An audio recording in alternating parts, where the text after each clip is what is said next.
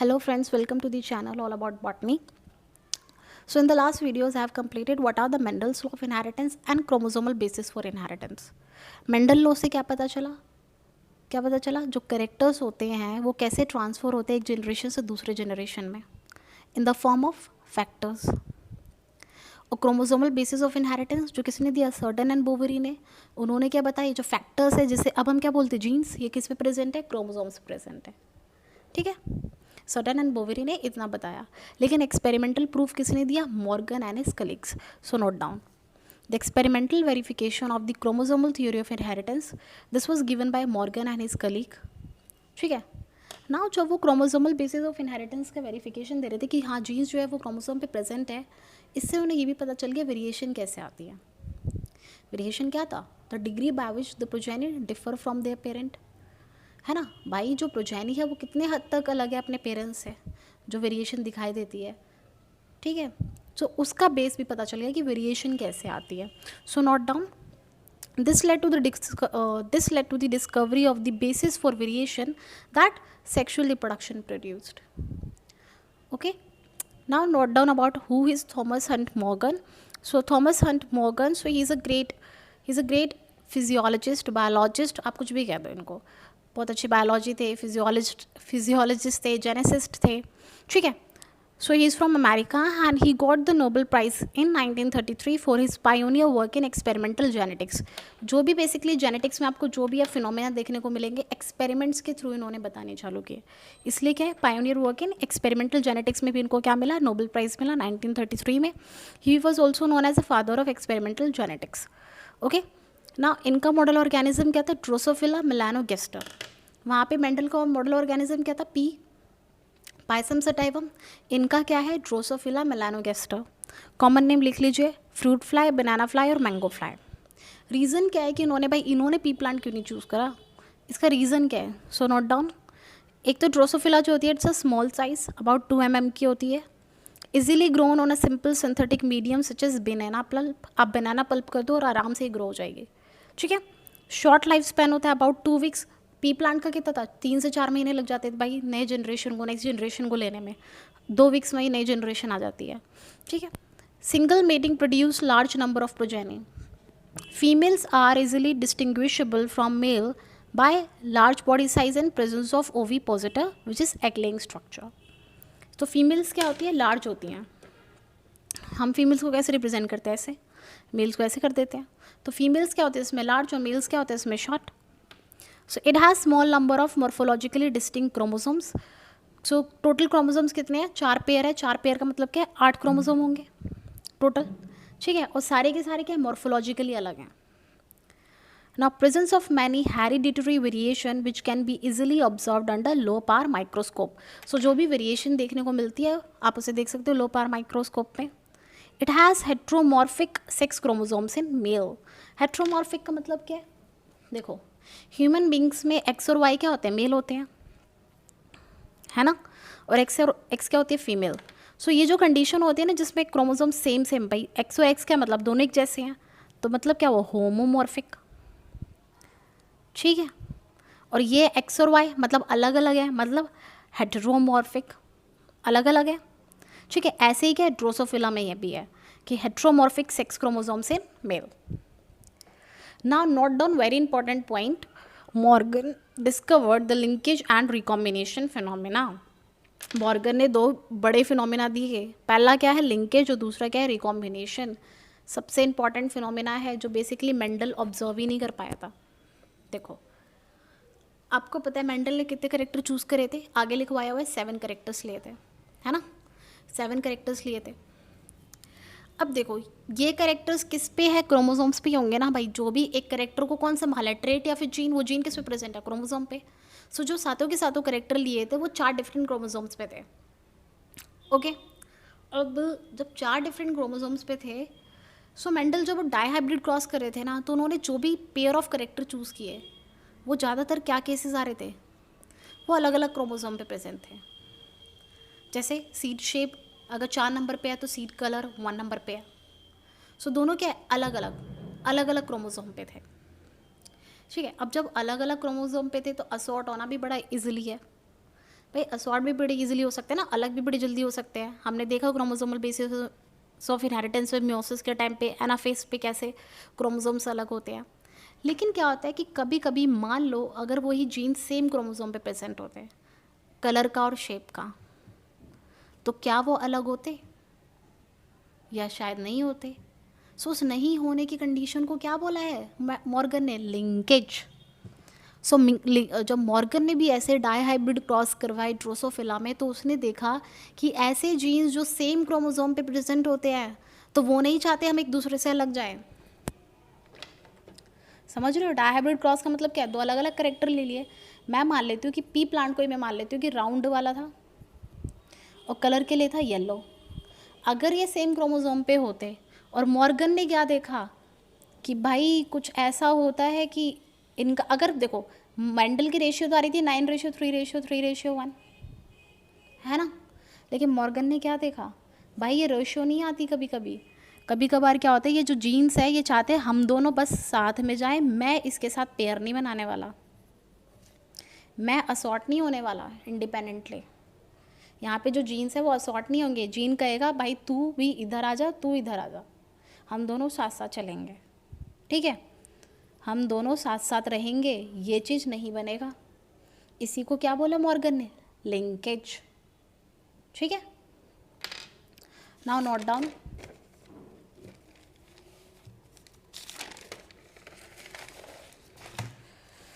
I hope आपको linkage समझ आया होगा। So note down, linkage, the term was given by Morgan. It is a physical association of genes on a chromosome or on the same chromosome. या फिर आप क्या कह सकते हो, it is a tendency of the genes to stay together, साथ रहने में, और get inherited together in the next generation. और नेक्स्ट जनरेशन भी कहते हैं हम साथ साथ जाएंगे, हम अलग अलग नहीं जाएंगे। मैं किसी और के साथ इंडिपेंडेंटली असॉर्ट होना ही नहीं चाहता, मैं तो चाहता हूँ कि हम क्या है साथ ही जाए नेक्स्ट जनरेशन में भी। Okay, now recombination, again the term was given by Morgan to describe the generation of non parental recombination. जो आपको नॉन पेरेंटल मिलते हैं ना, ये वाले, ये क्या है? नॉन पेरेंटल रिकॉम्बिनेशन है। ठीक है, आगे जाके आपको और अच्छे से समझ आएगा।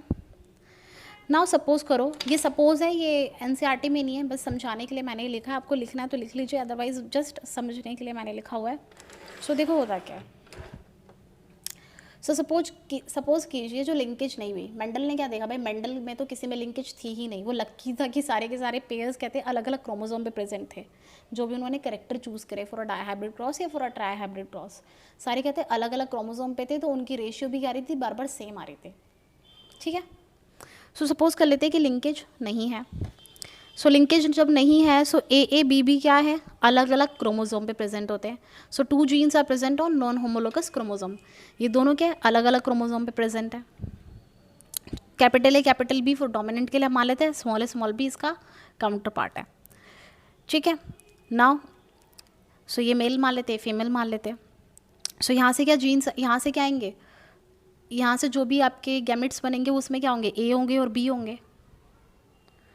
अब हम क्रोमोसोम पे बात कर रहे हैं। अब आप बोलोगे कि मैम आपने ऐसे क्यों नहीं लिखा, तो देख लो, A capital B capital E, small B small B, हम ये लेते थे ना, होमोजाइगस रिसेसिव फीमेल मान लेते हैं और होमोजाइगस डोमिनेंट मेल मान लेते हैं, है ना। अब आप क्या करते थे, इसके क्या बनते थे, इसके गैमेट्स क्या बनेंगे, सबके पास क्या होगा, ए बी, यहाँ पे क्या होगा, ए बी, और F1 क्या आएगा, capital A small A capital B small B. So यही चीज़ अब क्रोमोसोम पे समझो, जीन्स क्या है, क्रोमोसोम पे प्रेजेंट है। सो ए एक क्रोमोसोम पे प्रेजेंट है, बी दूसरे वाले क्रोमोसोम पे प्रेजेंट है। मान लेते हैं अगर मैं पी प्लांटी मान लेती तो ये 1 नंबर वाले क्रोमोसोम पे प्रेजेंट है, तो ये 7 नंबर वाले अलग अलग क्रोमोसोम पे है। ठीक है, सेम ऐसे इसमें भी था, सेम ही क्रोमोसोम पे होंगे ना भाई, एलील्स तो सेम लोका में प्रेजेंट होते हैं ना। अब यहाँ से क्या होंगे, अब जब मियोसिस के टाइम पे सेग्रीगेशन होगा, मियोसिस के टाइम पे एनाफेज पे जब ये अलग हो रहे होंगे, तो क्या हो जाएंगे, ए बी आ जाएंगे, सारे के सारे ए बी ही बनेंगे, चाहे कैसे भी, चाहे क्रॉस करके भी बने, जैसे भी बने, सारे गैमेट्स क्या होंगे, ए बी।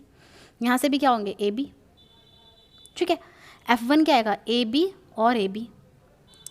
आप क्या करा दो, इसका टेस्ट क्रॉस करा दो, तो आपको किस टाइप के गैमेट मिलेंगे इस कंडीशन में। आपको तो एक तो मिलेगा ए बी, एक मिलेगा ए बी, है ना, जब ये ऐसे अलग हो जाएंगे। अब क्या होगा, ये इसके साथ भी पेयर बनाएगा क्योंकि इंडिपेंडेंट असॉर्ट तो होते हैं ना। और ये इसके साथ भी पेयर बनाएगा और इसके तो सारे ए बी मिलेंगे। जब टेस्ट क्रॉस करा तो आपको देखो, आपको ये गैमेट्स बराबर मिलेंगे ना सारे, 1:1:1:1 में सारे बराबर मिलेंगे ना, है ना। गैमेट्स तो सारे बराबर मिलेंगे क्योंकि सारी संभावना है भाई, चारों गैमेट्स बनने की संभावना है, प्रोबेबिलिटी है। तो जब सबकी प्रोबेबिलिटी बराबर है तो हम क्या कहते हैं, 1:1:1:1 है, ठीक है। सो जब ये इसके साथ पेयर बनेगा तो ये, और ये इसके साथ पेयर बनेगा तो ये देखो ये किस टाइप के हैं, ये आपके पेरेंटल वाले ही हैं। आपने पेरेंट चूज़ किया ना फर्स्ट जनरेशन में, ये आपका मेल हो गया और ये आपका फीमेल हो गया।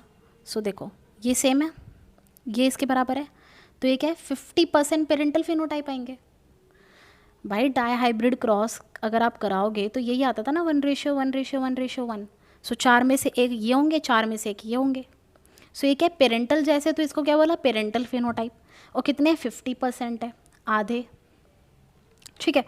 सेकंड क्या है, जब इन्होंने क्या करा, इंडिपेंडेंटली असॉर्ट हुए, ये मिले और ये भी मिले, तो ये भी कितने मिले, 50% ही मिलेंगे, क्योंकि भाई चारों बराबर आएंगे ना।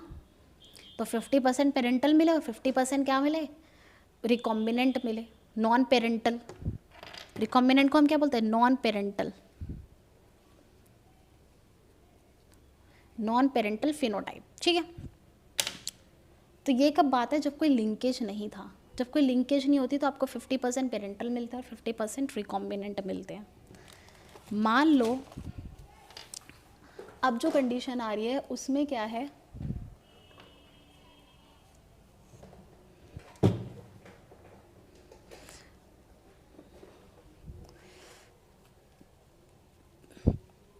अब जो कंडीशन आ रही है उसमें क्या है, अब हमने ऐसा डाइहाइब्रिड क्रॉस लिया जिसमें जो क्रोमोसोम्स हैं they are located on the same, जो जीन्स है वो किस में, सेम क्रोमोसोम पे प्रेजेंट है, ठीक है। अब ये एक ही क्रोमोसोम पे है।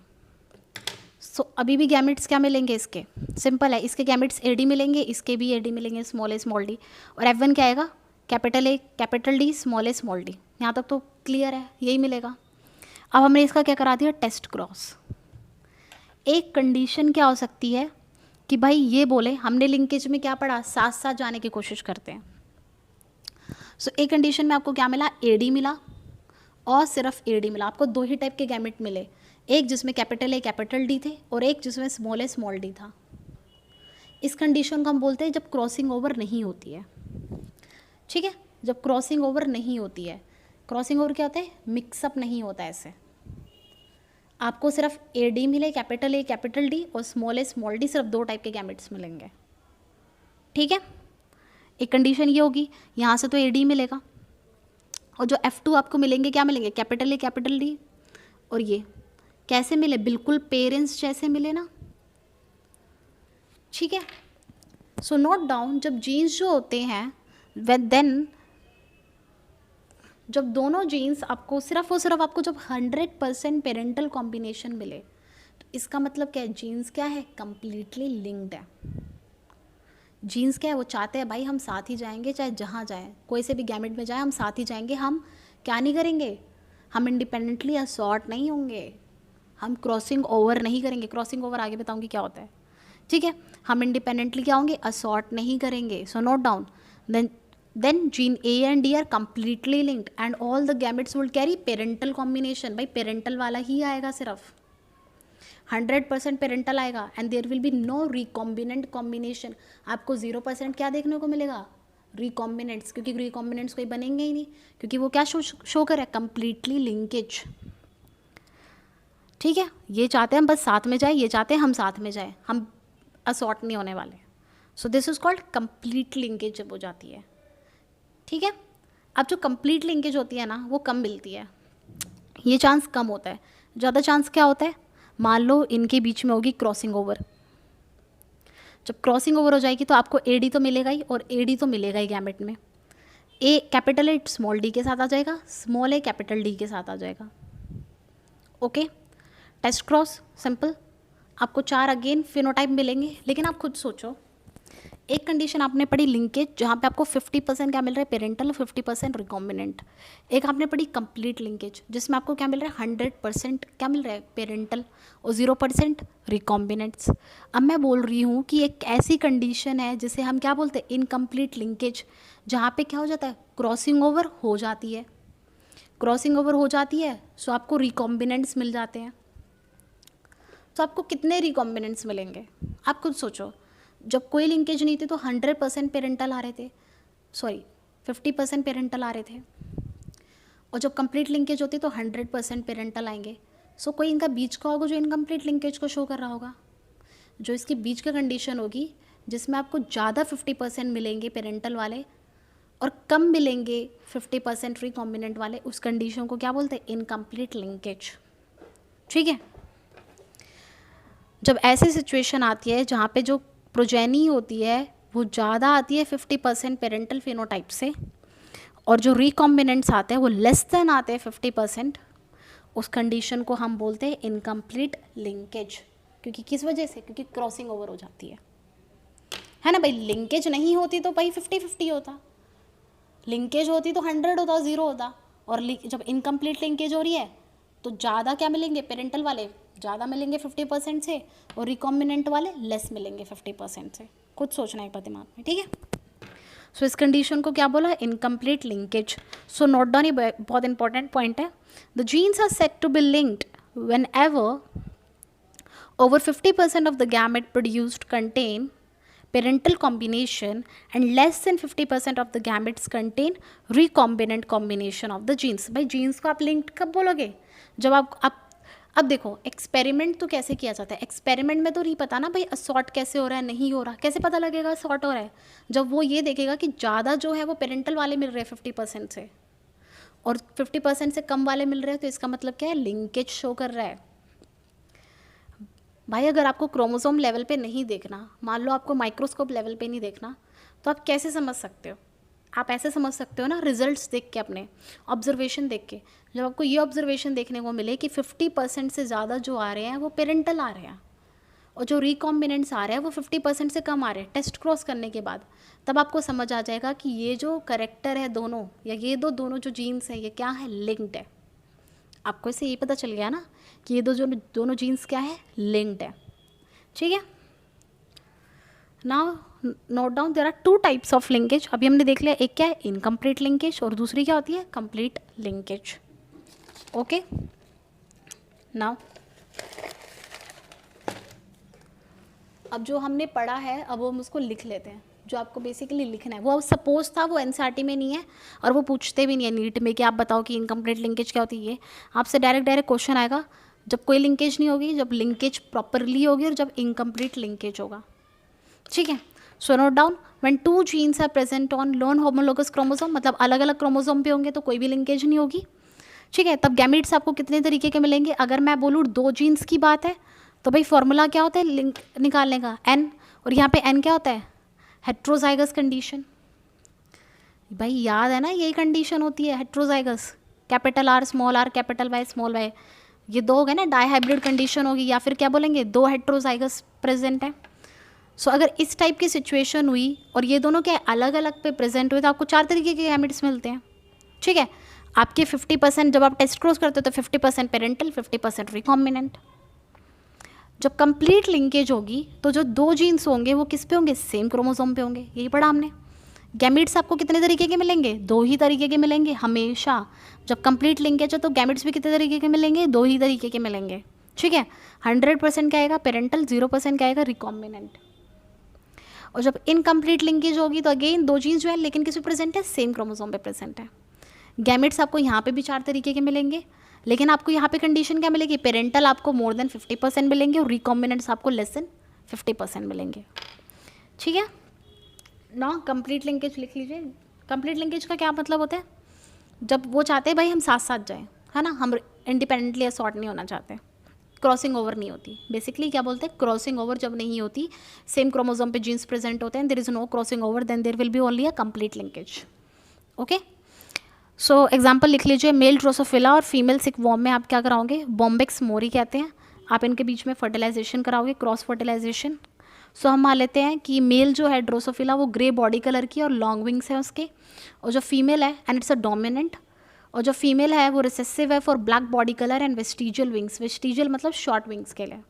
सो डोमिनेंट है तो G for the grey and L for the long wing, black small इसका जी आ जाएगा, स्मॉल एल आ जाएगा इसका होमोजाइगस रिसेसिव पार्ट, और ये है होमोजाइगस डोमिनेंट पार्ट। गैमेट्स क्या मिलेंगे, capital G capital L, small G small L.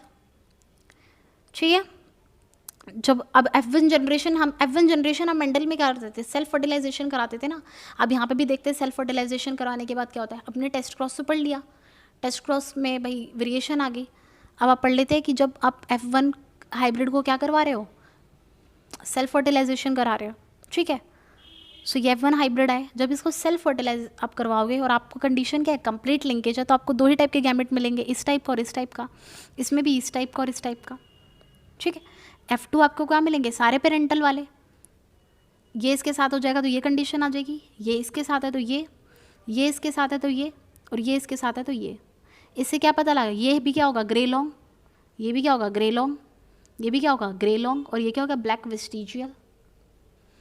ठीक है, सो आपको फिनोटिपिक रेशियो क्या मिली 3:1, एंड जीनोटिपिक रेशियो क्या मिली 1:2:1। लेकिन रिमेंबर ये क्या है, डाई हाइब्रिड क्रॉस है ना। तो मेंडल के अकॉर्डिंगली क्या आती थी रेशियो डाई हाइब्रिड क्रॉस की, फिनोटिपिक रेशियो याद करो 9:3:3:1।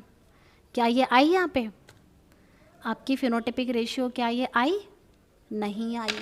इसी से क्या पता चल गया, कंप्लीट लिंकेज है। और ये फिनोटिपिक रेशियो आ किसकी तरह रही है, मोनो हाइब्रिड पढ़ा था ना। मोनो हाइब्रिड में क्या होता है, 3 टॉल होते हैं, एक शॉर्ट होता है, 3:1 है ना। 3 टॉल होते हैं, एक शॉर्ट होता है, 3:1। और अगर मैं गैमेट लेवल की बात करूँ तो क्या आता था 1:2:1। सो इससे क्या पता लगा, if genes are completely linked then they will behave as Mendelian monohybrid cross. Okay, इस क्रॉस से देख के हमें यही पता चला ना, जब जीन्स जो है कंप्लीटली लिंक्ड होंगे तो किसकी तरह बिहेव करेंगे, मेंडल के मोनोहाइब्रिड क्रॉस की तरह। और ये क्वेश्चन पूछ सकते हैं कि जीन्स जब कंप्लीटली लिंक्ड होंगे तो किसकी तरह रेशियो आएगी उसकी, मोनोहाइब्रिड क्रॉस की तरह रेशियो आएगी। ओके, नाउ आगे बढ़ते हैं। सो अब तो हमने समझ लिया कि भाई कंप्लीट लिंकेज क्या होती है, इनकम्प्लीट लिंकेज क्या होती है, और नो लिंकेज क्या होती है, जहाँ पे आपको क्या देखने को मिला, इंडिपेंडेंट असॉर्टमेंट। अब देख लेते हैं मॉर्गन ने कौन कौन से एक्सपेरिमेंट किए थे। ठीक है, सो मॉर्गन का मॉडल ऑर्गेनिज्म क्या था, ड्रोसोफिला मेलानोगास्टर। टोटल क्रोमोसोम्स कितने होते हैं 8। ठीक है, जिसमें से 6 ऑटोजोम होते हैं और 2 होते हैं सेक्स क्रोमोसोम, जिसको हम एलोजोम भी बोलते हैं और इडियोजोम भी बोलते हैं। ठीक है, जो 2 एक्स क्रोमोसोम होंगे, सेक्स क्रोमोसोम होंगे बेसिकली। होमोमॉर्फिक क्या होती है, फीमेल होती है होमोमॉर्फिक मतलब एक्सेस कंडीशन होती है, और मेल क्या होते हैं हेट्रोमॉर्फिक XY कंडीशन होती है। ठीक है, now in case of X linked in males only one allele is present on X chromosome। देखो X linked मेल की अगर मैं बात करूँ, मतलब अगर सेक्स क्रोमोसोम की मैं बात करूँ, तो X वाले पे क्या होते हैं, जीन्स जो होते हैं प्रेजेंट होते हैं, and its homologous partner is absent on Y chromosome. और इस पर कोई भी जीन प्रेजेंट नहीं होता, कोई भी जीन प्रेजेंट नहीं होता। अगर मैं मान लूँ इसके बॉडी कलर की बात मान लूँ, तो बॉडी कलर को मान लेती हूँ मैं ग्रे बॉडी कलर का है, मान लेते हैं मेल जो है वो ग्रे कलर की उसकी बॉडी कलर है। तो यहाँ पे ग्रे को संभालने के लिए जी तो है, पर इसका काउंटर पार्ट जी, स्मॉल जी ले लो या कैपिटल जी ले लो, वो नहीं होगा, है ना, क्योंकि भाई वाई पे तो कोई जीन्स ही नहीं होते, सिर्फ एक्स पे ही जीन्स होते हैं। तो यही बोला गया है कि in case of X linked in male only one allele, भाई 2 पेयर होते हैं ना, भाई एक जीन के 2 पेयर होते हैं, 2 अलील होते हैं, लेकिन एक ही अलील प्रेजेंट होगा एक्स क्रोमोसोम पे, and its homologous partner is absent on Y chromosome. And इस अलीलिक कंडीशन को हम क्या बोलेंगे, हेमीजाइगस कंडीशन। भाई हमने क्या क्या पढ़ा, होमोजाइगस पढ़ा, हेट्रोजाइगस पढ़ा, और जब सिर्फ सिंगल होगा तो उसको क्या बोलेंगे, हेमीजाइगस कंडीशन। ओके, सो ये क्या है, जब एक्स लिंक्ड की बात होती है, सेक्स क्रोमोसोम्स की बात होती है मेल्स में, तब ये कंडीशन क्या कहलाती है, हेमीजाइगस कंडीशन एलील की। Now males are always hemizygous for X linked genes और एक्स लिंक्ड ट्रेट, ट्रू, क्योंकि भाई हमेशा सिंगल ही एलील प्रेजेंट होगा वहाँ पे। नाउ सूडो डोमिनेंस क्या होता है, one recessive allele in male is enough to show the expression of a trait which is known as pseudo dominance। अब आपने रिसेसिव कब अपने आप को एक्सप्रेस करता है, तब दोनों क्या हो, स्मॉल हो, तभी एक रिसेसिव ट्रेट अपने आप को एक्सप्रेस करेगा, तभी ये ड्वार्फ बनेगा। ठीक है, लेकिन मान लेते हो अगर यही ट्रेट सेक्स क्रोमोसोम पे प्रेजेंट होता तो टी तो होता बट इसका काउंटर पार्ट नहीं होता, लेकिन फिर भी ये क्या बन जाएगा, ड्वार्फ। फिर भी क्या बन जाएगा, ड्वार्फ। तो इस कंडीशन को क्या बोला, सूडो डोमिनेंस, क्योंकि एक single recessive allele in male is enough to show the expression of a trait which is known as pseudo dominance. I hope आपको यहाँ तक समझ आया होगा। ठीक है, सो मॉर्गन ने देखो बहुत सारे डायहाइब्रिड क्रॉस करे थे जो क्या थे, एक्स लिंक्ड थे, मतलब सेक्स क्रोमोसोम पे प्रेजेंट थे। जो भी अब जीन्स अब प्रेजेंट होंगे वो किस पे होंगे, सेक्स क्रोमोसोम पे प्रेजेंट है। ठीक है, सो उन्होंने 3 कैरेक्टर्स लिए।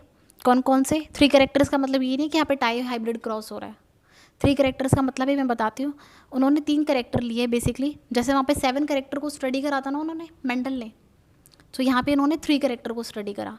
पहला है बॉडी कलर, वाइल्ड टाइप। अच्छा, मॉर्गन जो है डोमिनेंट के लिए वाइल्ड यूज़ करता है और रिसेसिव के लिए म्यूटेंट यूज़ करता है। सो बॉडी कलर ब्राउन जो है डोमिनेंट है येलो पे, और हाँ यहाँ पे कैपिटल नहीं यूज़ होता है, यहाँ पे प्लस होता है डोमिनेंट के लिए यूज़ होने के लिए। ठीक है, सबस्क्रिप्ट में क्या यूज़ होता है, प्लस। ओके, आई कलर क्या है, रेड जो है डोमिनेंट है वाइट पे, और विंग साइज नॉर्मल विंग जो है डोमिनेंट है मिनिएचर विंग, मतलब स्मॉल विंग्स पे। ठीक है, नाउ ये जितने भी एग्जांपल्स है वो किसके, इनकम्प्लीट लिंकेज। इनकम्प्लीट लिंकेज मतलब क्रॉसिंग ओवर क्या हो जाएगी। ठीक है, नाउ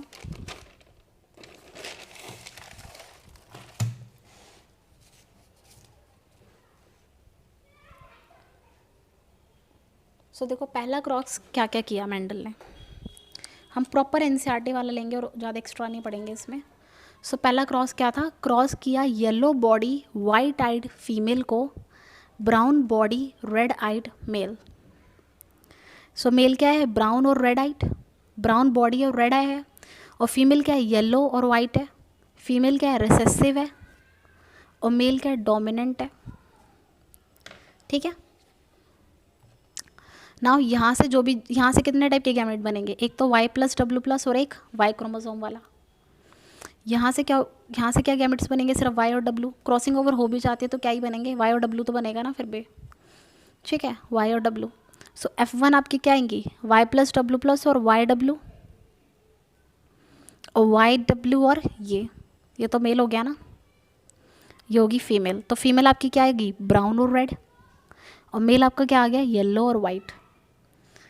भाई मेंडल भी क्या करता था, F1 को सेल्फ फर्टिलाइज करता था। अब यहाँ पे मेल और फीमेल है तो मेल और फीमेल में सेल्फ फर्टिलाइज करा देगा सेम बच्चों में। भाई ये तो देखा जाए तो भाई बहन है ना, ये तो भाई बहन में सेल्फ फर्टिलाइजेशन करा दी। ठीक है, सो अब जब सेल्फ फर्टिलाइज करा, क्योंकि इनकम्प्लीट लिंकेज है तो आपको गैमेट्स यहाँ पे क्या क्या मिलेंगे इसके, YW एक तो, ठीक है, दूसरा क्या मिलेगा, Y+W+, ठीक है, और एक क्या मिलेगा, YW+ और Y+W। ये आपको 4 तरीके के गैमेट्स मिलेंगे।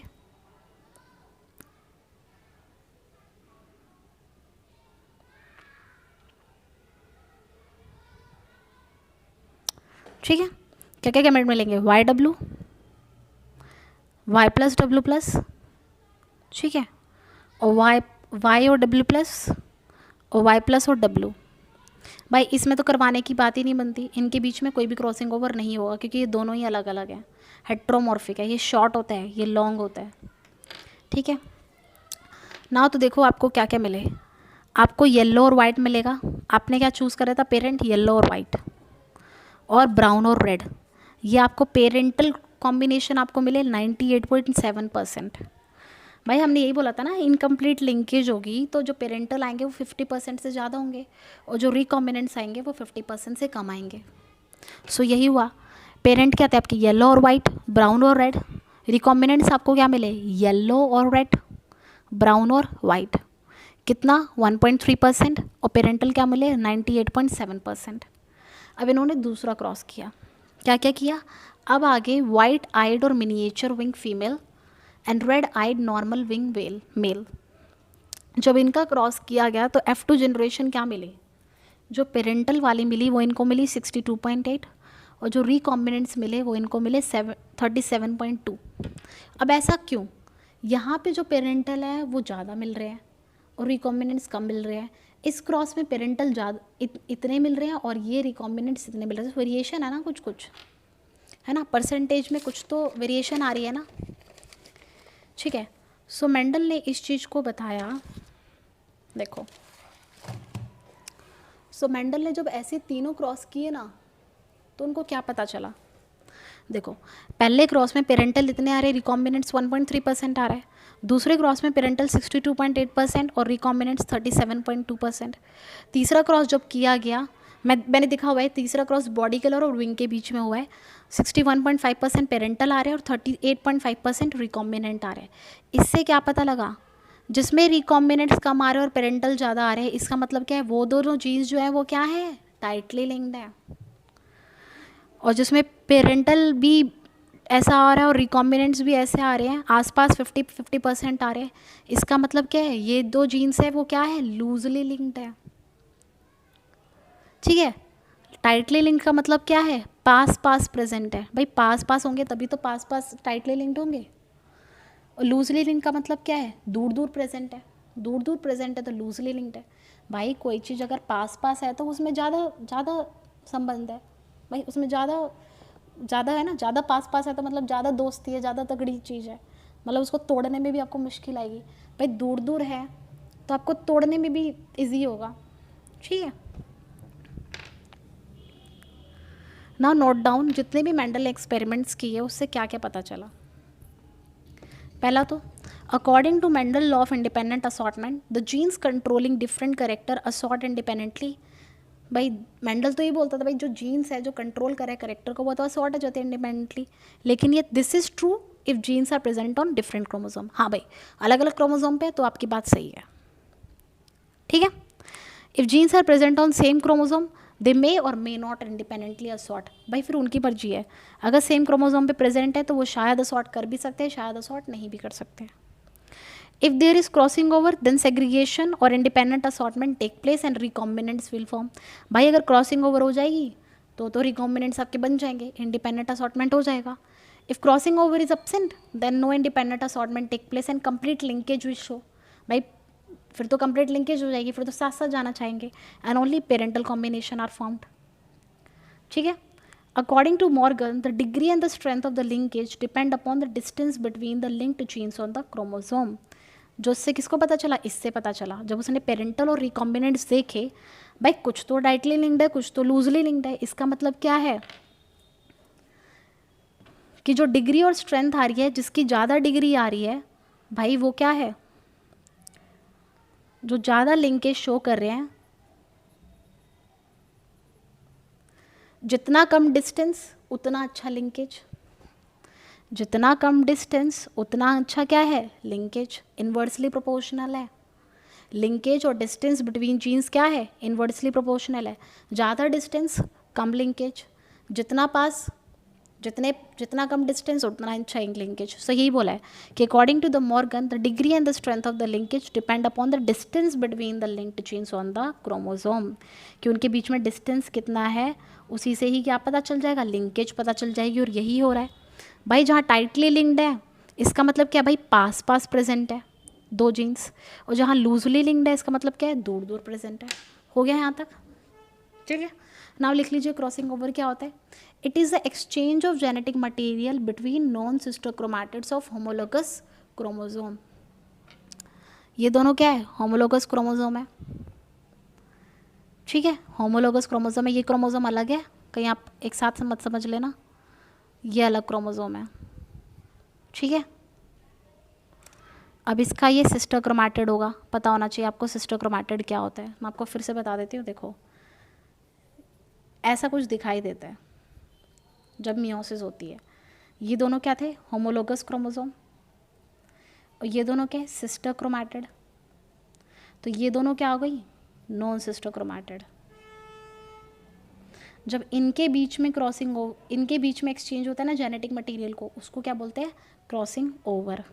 So it is exchange of genetic material between non sister chromatid of homologous chromosome, ठीक है।